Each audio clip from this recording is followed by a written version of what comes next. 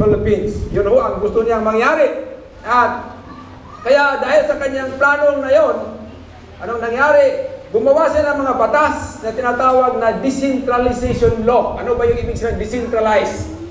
Meaning na ang kapangyarihan ng bansa ay hindi lamang sa kamay ng presidente, hindi lamang sa kamay ng Senado, na dapat ang bawat Pilipino ay magkakaroon din ng kapangyarihan. That they know how to govern themselves. Kaya sa mga panukalang batas na itatago yung mga barangay system.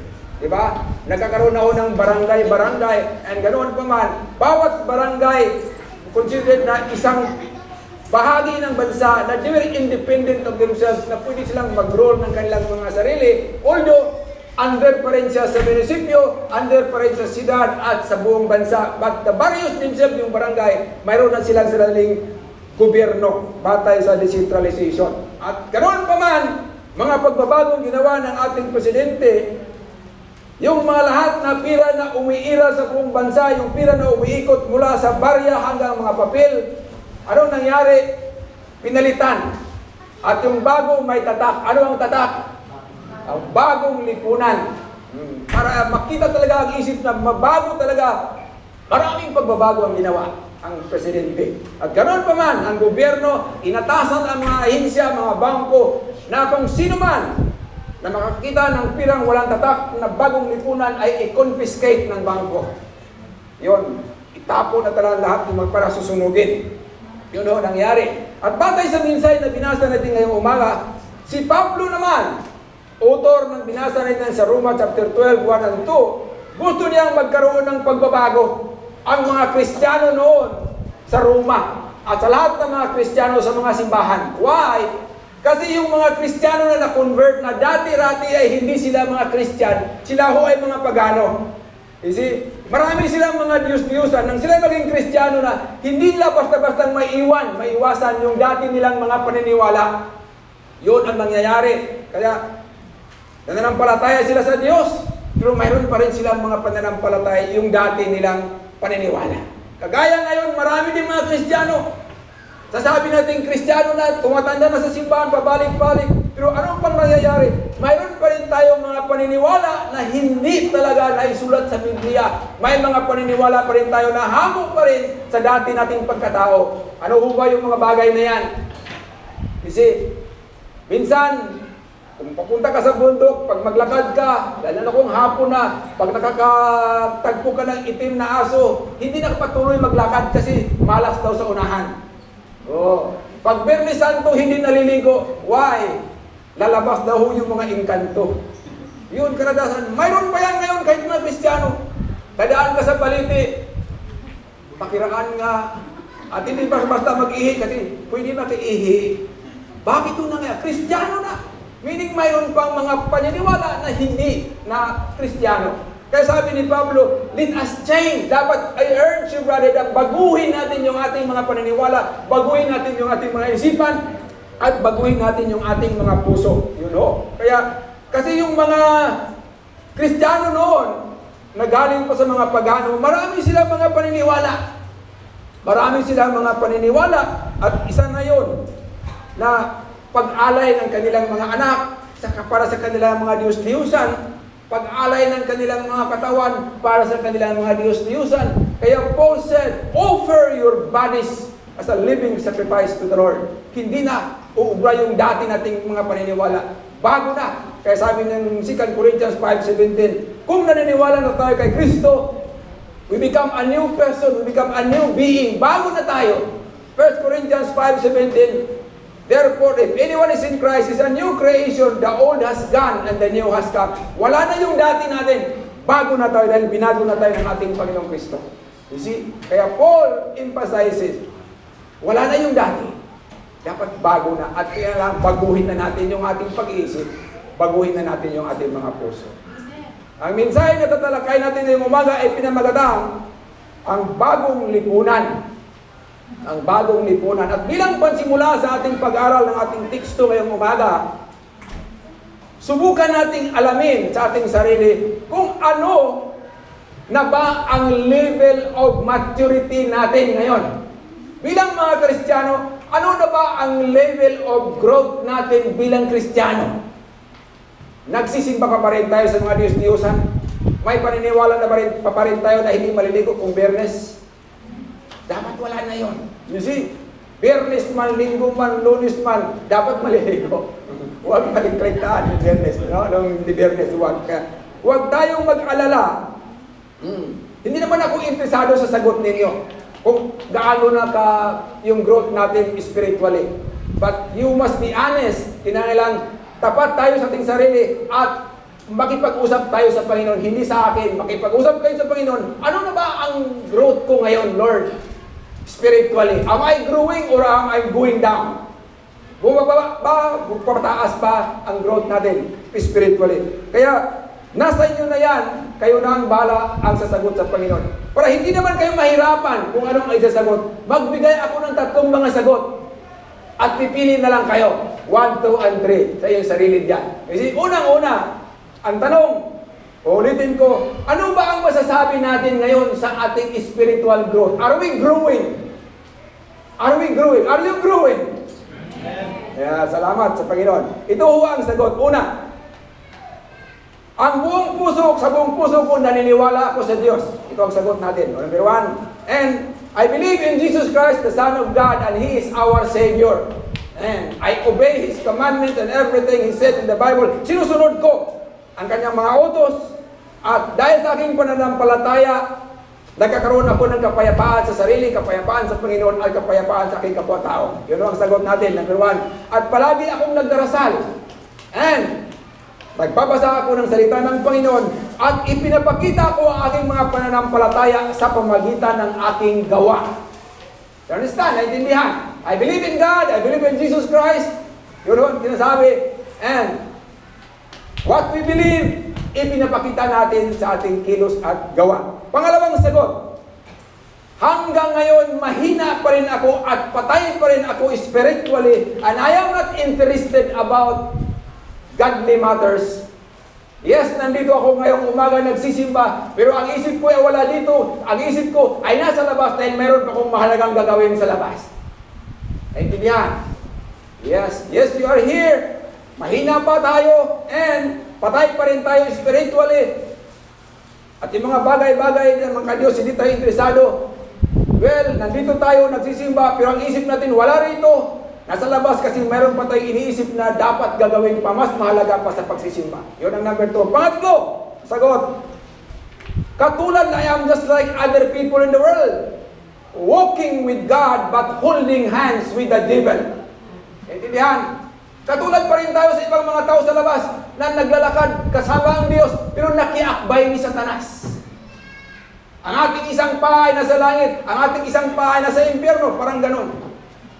Kaya sa 3 mga sagot na yon, alin kaya kayo ngayon? Number 1, number 2, or number 3? Kayo lang ang makakasagot niyan between you and God. Sagutin niyo yan sa sarili niyo, sa harap ng ating Panginoong Diyos. Tanggapin man natin o hindi, kadalasan sa atin ngayon, mayroon talaga tayong kanya-kanya mga problema tungkol sa ugnayan natin at sa Diyos. We have a problem. Naagit tayo problema, kita o atong relasyon sa Diyos. You see, naagit tayo problema. Kaya gusto tayong tawagin ng mga Kristiyano. We want to be known by other people na mga Kristiyano tayo. But many times, we are not serious about our Christian life. Dili tayo seryoso. Gusto tayong magkaroon ng biyaya na galing sa Panginoon, but we are not willing to do the work. We are not willing to obey yung mga tungkulin o mga obligasyon bilang Kristiyano. Yun ang problema natin. Kasi, kaya batay sa mensahe na binasa natin ngayong umaga, gusto ni Pablo na baguhin natin yung ating mga puso. Gusto ni Pablo na baguhin natin yung ating mga isipan para matawag na tayo na tunay na mga Kristiyano. Kaya, nung hindi pa sila makakilala ng Panginoong Diyos, sabi yung unang mga Romano at yung mga taga-Korinto, nagsisimba sila ng maraming mga Diyos-Diyosan. Natural lang sa kanila yung maraming mga asawa. Natural lang yun sa kanila. Natural lang sa kanila yung prostitution. Natural lang sa kanya yung pagbibigay ng alay na mga bagay-bagay sa kanilang Diyos-Diyusan. Natural lang yun sa kanila. Ngunit nang tanggapin natin ang Panginoong Kristo, dapat mayroon tayong pagbabago. Ang lahat na yun, dapat wala na. Dapat bago na tayo para masasabi na tayo bahagi na sa karya ng Diyos o bahagi na tayo sa bagong lipunan, the kingdom of God. Yun ho dapat. Kaya, kasi sa kapanahonan ni Pablo noon, uso pa noon yung mga simbahan ng pag-aalay ng kanilang mga anak, pinapatay yung kanilang mga anak, yung ibang mga simbahan, ganun pa rin. Ganun pa. And may pagtatalik pa sa loob ng simbahan bilang pag-alay sa kanilang sarili, sa kanilang Diyos-Diyusan. Napaka-iba ang pangyayari noong unang panahon. Kaya Paul said, let us offer our bodies. Dapat ialay natin yung ating mga katawan, holy and acceptable to God as an act of worship. Wala na ho yung ibang mga gawain pa yan. Kaya, hindi naman ito na nangyayari ngayon. Hindi naman ito nangyayari. Pero Paul would like to continue to exhort to us. Gusto niyang isabi sa atin, isabi niya sa atin na dapat magkakaroon talaga tayo ng pagbabago para masasabi, we are worthy to be called Christians. Yun ho ang ibig sabihin ng Pablo. Kaya bilang mga Kristiyano ngayon, ano-ano ba ang dapat nating baguhin para maging karapat-dapat tayo sa ating Panginoong Diyos? What are we going to change in our life so that we be worthy to be called Christians? Unang-una, we need to change our minds. Dapat baguhin natin yung ating mga isip, pag-iisip. Now, ano ba ang dapat nating baguhin sa ating pag-iisip? Yes, we have to change our mind, but what particular thing in our mind that we have to change? Unang-una, we need to change our mind about God. Dapat baguhin natin yung ating mga isipan tungkol sa Diyos. What about God? Unsa ba ang nasa Diyos na dapat natong baguhin? Daghang mga tao sa kanto kanyang to, ug hangtod karon napagay nagtuo that our God is an angry God. Unsa pibot pasabot? Ang atong Diyos mas sulukon kan palagi lang nagagalit. May naniniwala noon, hanggang ngayon may naniniwala pa niyan. Na kung magkakaroon man ng lindol, kung nagkakaroon man ng bagyo, kung nagkakaroon man ng baha, kung may namamatay man, may mga everything that happens bad, people will say, pinaparusahan na talaga tayo ng Panginoon. Makasalanan kasi yung liti, kaya ganoon pinaparusahan sila. That is judgmental. And the Bible says, no, God is a loving God. Kung may nangyayari man ang kamatay, may nangyayari man ang baha, whatever, huwag nating sabihin na punishment na yan, Panginoon. God is a loving God and He doesn't want to see people dying. He doesn't want to see people crying, no. Because He loves us. Saan ba natin makikita sa Biblia that God really loves us? When you look at the cross, doon ipinapakita talaga ng ating Panginoon kung gaano tayo kamahal ng ating Panginoong Diyos. You see, He gave up His life for us because He loves us so much. Mahal na mahal tayo ng ating Panginoon. Usang ibinigay yung kanyang buhay para lang tayo magkaroon ng buhay na walang hanggan. Para lang tayo magkaroon ng kapatawaran ng ating kasalanan. And He gave up His life. Ibinigay yung kanyang buhay. Saan pa? Saan pa makita natin? That God really loves us. Dakila talaga ang pag-ibig ng ating Panginoong Diyos. Yes, really. At sinasabi sa Biblia, sa 1 John 4:7-8, dear friends, let us love one another, for love comes from God. You see? Galing talaga. Ang pag-ibig ay nasa Diyos lang talaga. Pangalawang baguhin natin sa ating mga isipan. That we should change our mind about our body. Dapat baguhin natin yung ating isipan tungkol sa ating pagtingin sa katawan. Kasi may mga tao na naniniwala na yung katawan natin ay ating sarili. Ano ba? Intindihan? People believe that this is my body and nobody, wala na akong makialam sa akin. Akin yung katawan ito. Kaya pwede kong gawin ang ano bang gusto kong gawin sa katawan ko. Kaya may mga tao, inabuso yung kanilang mga katawan. Inabuso sa mga masasamang bisyo, sobrang inom, sobrang everything. Kaya yun nasisira at kung ganoon magkakaroon man ng mga sakit. That should not be. Because why? Ano bang sabi ng Biblia sa 1 Corinthians 6:19-20? Do you not know that our body is a temple of the Holy Spirit? Ang ating katawan ay tahanan na ng banal na Espiritu at ito'y hindi na atin. Nang si Kristo ay namatay sa krus ng Kalbaryo, nang tinubos tayo, when He died for us, this body belongs to Him. Ipinahiram na mo sa atin ito. Kaya huwag nating abusuin yung ating mga katawan. Tahanan ito ng banal na espiritu. Dapat igalang natin. Kaya sabi ng Biblia, honor your bodies. Honor your bodies as offer your bodies to God as a living sacrifice. Yun ho ang sinasabi. Kaya pangatlo, ang dapat nating baguhin sa ating isipan, we need to change our mind about the world. Ano bang dapat nating matutunan sa mundo ngayon? Ano? The world is full of sin. Marami ng mga kasalanan ang nangyayari sa mundo ngayon. Puno na ng pagkakasala. Habang nandito tayo sa mundo, huwag nating tularan, huwag nating patulan ang mga mas kasalanang handog ng mundo. You see, the world now is offering to all of us na sila'y gihatag ang kalibutan sa ato. Nga gustong ipasunod ang kalibutan. Naunsa man ang usually nga ipasunod sa kalibutan karon sa mga tao. Laganap na ngayon ang child prostitution. Mga bata pa, inabuso na. Kahit matatanda, inabuso pa. Kaya yun, tanggap na yan. Tanggap na, ginawa ng negosyo yung katawan. And that should not be. That's the world. Yun ho ang mundo. Ano pa? Tanggap na ngayon ang kasalan. Sa ibang bansa, tanggap na ang kasalan, lalaki sa lalaki. Tanggap na ngayon ang kasalan, babae sa babae. Tanggap na. And that is the offer of the world. Tanggap na ngayon ang diborsyo. Tanggap na ngayon ang pag-aasawa muli. Tanggap na lang ba world mundo yan? At marami nang sumusunod. Pero yun ba, tanggap ba ng Panginoon? Of course not. Hindi tanggap ng Panginoon. Kaya, paano ba natin mapaglabanan ang mga makasalanang handog na ito? How do we fight against itong mga handog na ito? Paano ba natin mapaglabanan ito? Baguhin natin yung ating mga puso, baguhin natin yung ating mga pananaw. Baguhin natin ang ating pananaw tungkol sa Diyos, baguhin natin yung ating pananaw tungkol sa ating katawan, baguhin natin ang ating pananaw tungkol sa mundo. You see that God is a loving God, that our body does not belong to us, it belongs to God. So we should not abuse our body. Dili na ito abusuhon ang atong lawas. Mahalo na ito. Kaya kita ragyapon ang mag-antos. Labi na kong matigulang na ta. Kung abusado ta sa bata pa, inig katigulang na ito, kita ragyapon ang mag-antos. Buta, samtang may panahon pa, ayaw abusuha ang lawas.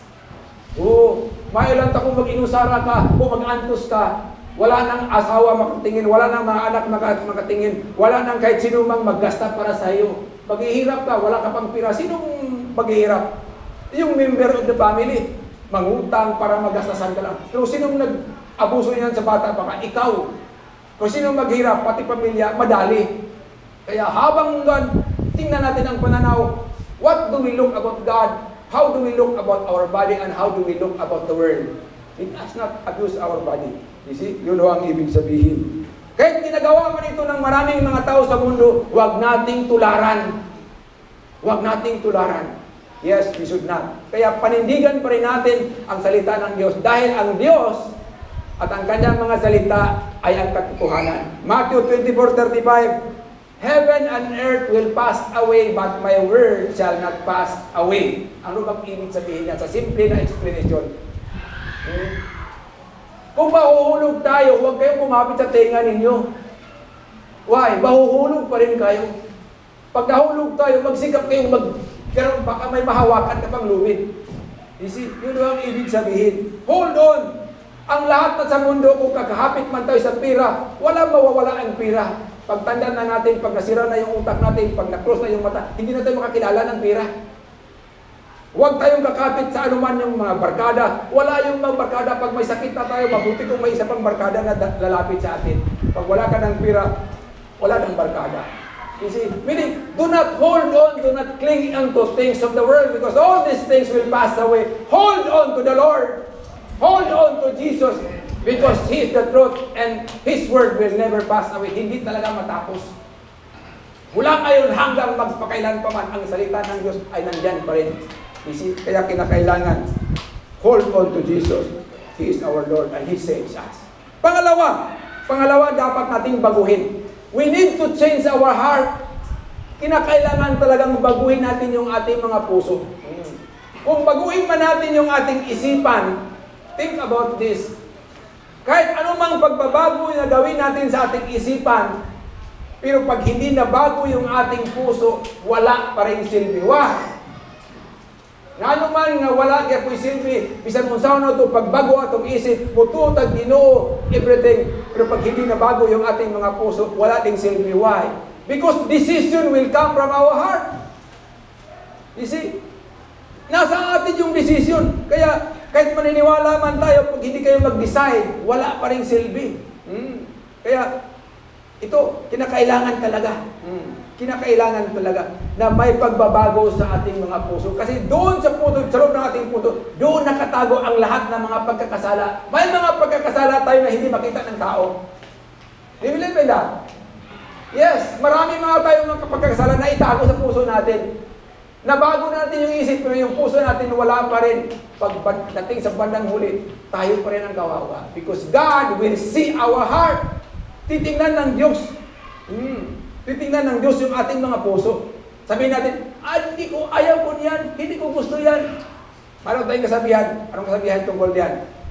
Tulak ng bibig, kabig ng dibdib. Nasa puso pa rin ang talagang maghuhusga, ang magdesisyon. Magpakitang tao man tayo na hindi natin gusto, pero gusto ng ating puso. Walang magawa ang kahit sino man. Wala. At tayo lang nakakaalam noon.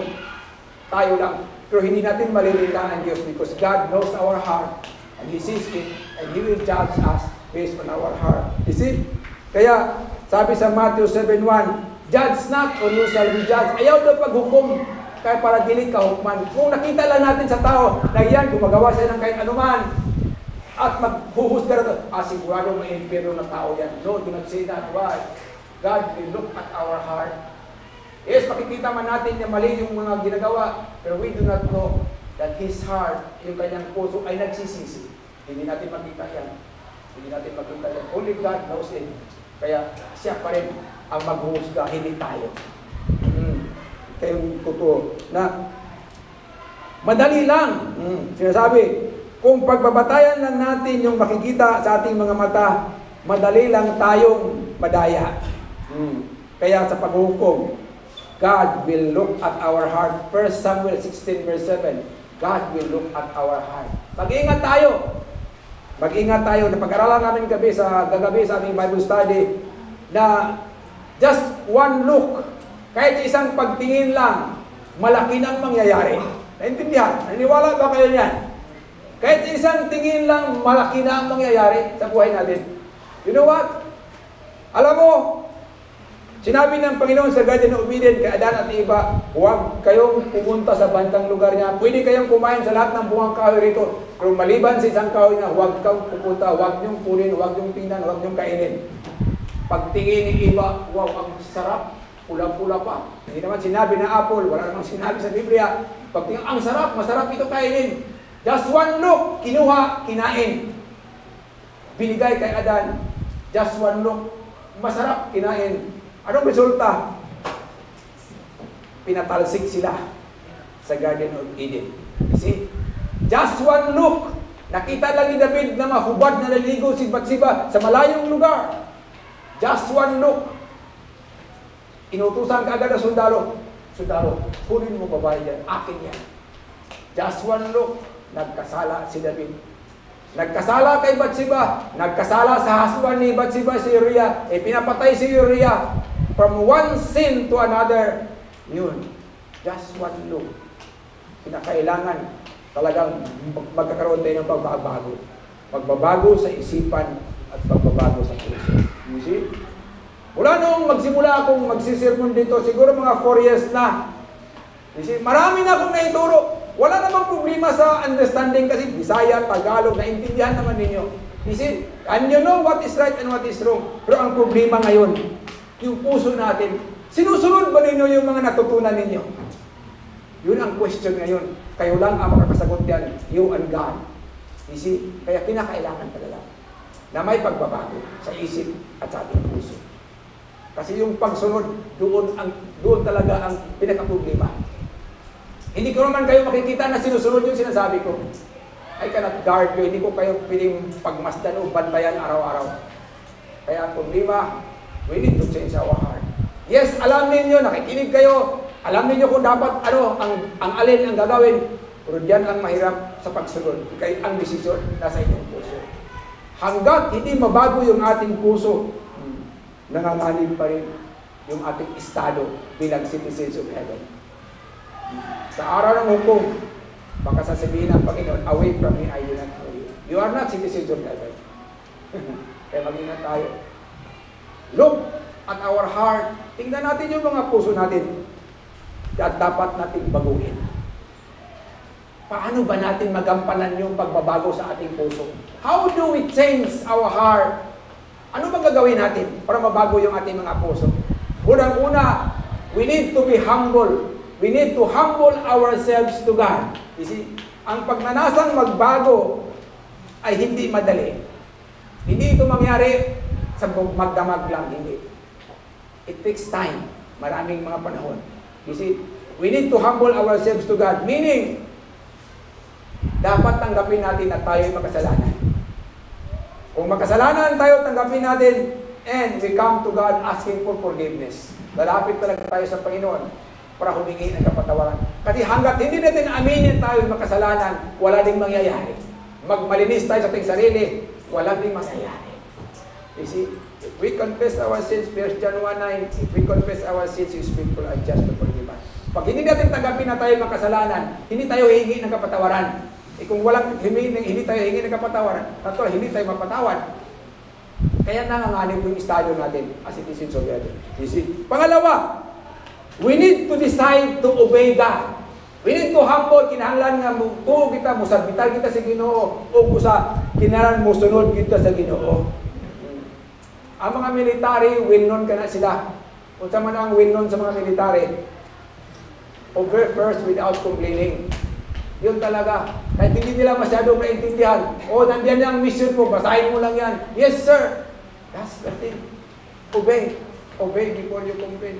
Kasi kung mag-complain, palagi tayo, madali lang tayo mag-complain. Lord, bakit pa ito? Bakit ako pa, Lord? Bakit hindi siya? You see, idamay pa natin yung ibang tao.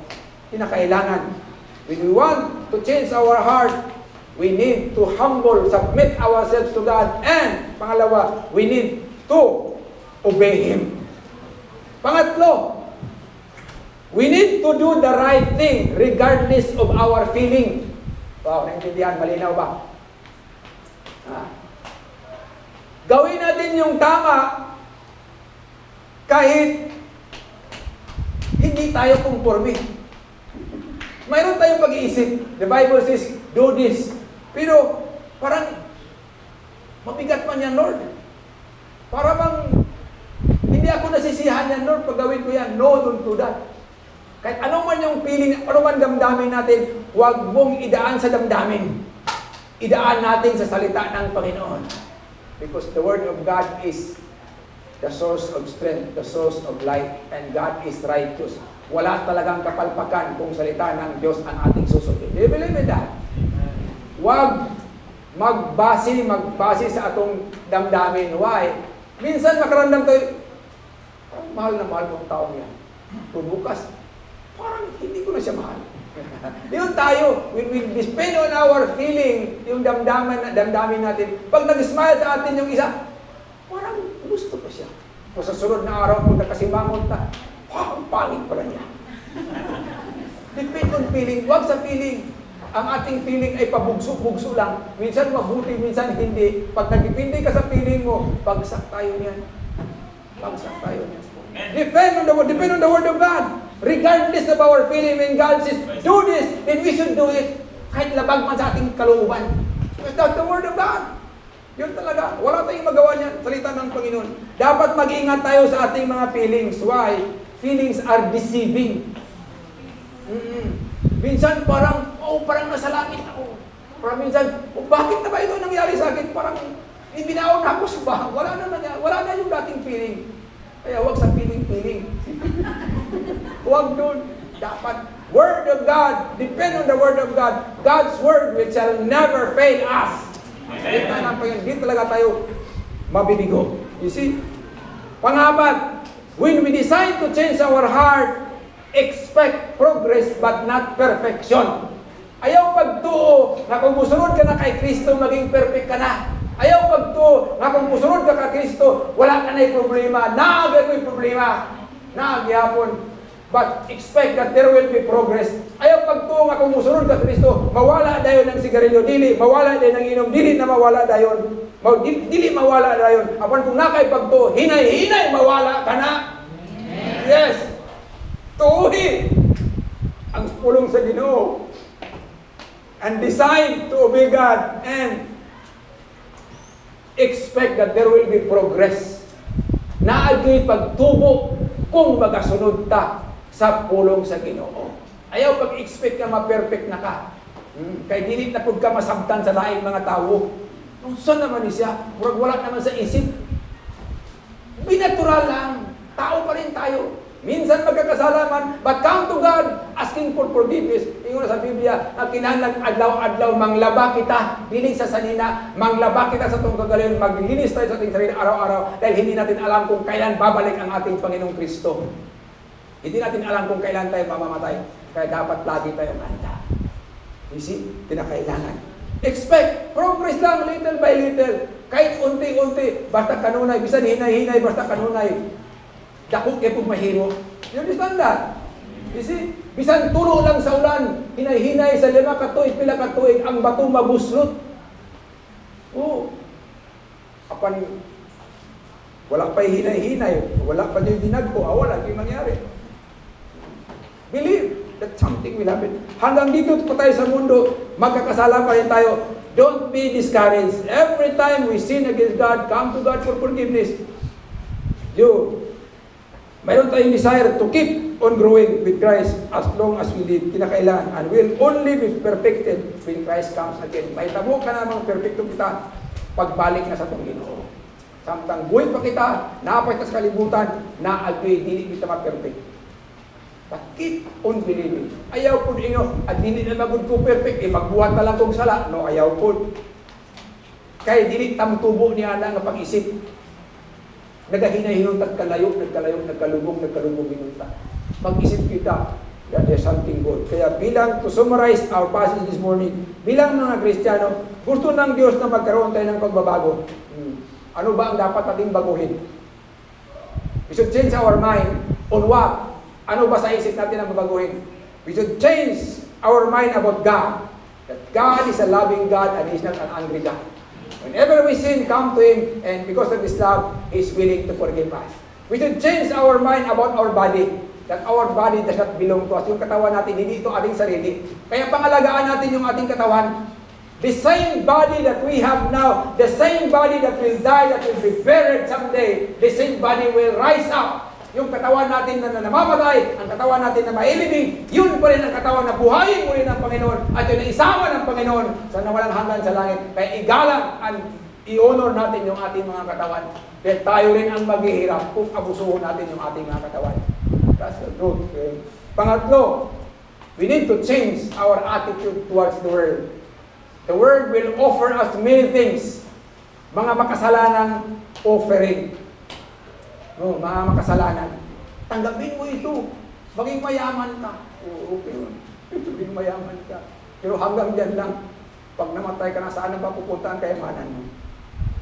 Hindi naman masama yung mayaman, pero huwag mong kalimutan yung kaluluwa natin. Kung maging mayaman man tayo, dapat maging mayaman din tayo spiritually. You see? Yun ang kinakailangan. Pangalawa, we need to change our heart. Paano pa natin baguhin ang ating mga puso? Submit to God, be humble at submit to God. And pangalawa, obey God. And pangatlo, regardless of what we feel, kung ano man yung ating pakiramdam, huwag nating batayan ang ating pakiramdam. Batayan natin ang salita ng Panginoon. Kaya ang ating pakiramdam, pabugso-bugso. Minsan gusto natin ito, pero bukas hindi na gusto. Bukas gusto na naman ito, o hindi na naman. Pabugso-bugso. Kung batayan natin yan, all of these things will pass away. Lahat ng mga bagay na sa mundo, pira man, kayamanan man, katawan man natin, mawawala ito lahat.